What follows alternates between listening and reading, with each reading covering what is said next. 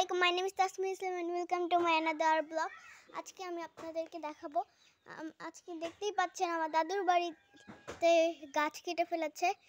তো গাছ কেটে ফেলেছে, আমরা গাছ দিয়ে খড়ি বানাই। তো এখন আমরা গাছ ডালগুলো কেটে নিয়েছি, তো এখন আমরা খড়ি আনছি।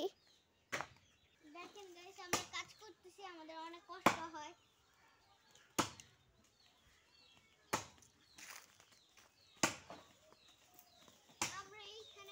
মাচা বানিয়েছি, মাচার মধ্যে খড়িগুলো সংগ্রহ করে রেখে দিই।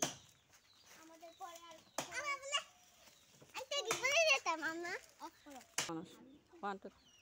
কাজ করতে অনেক ভালো লাগছে। কাজ করলে শরীর সুস্থ থাকে, আমাদের অনেক ভালো লাগে।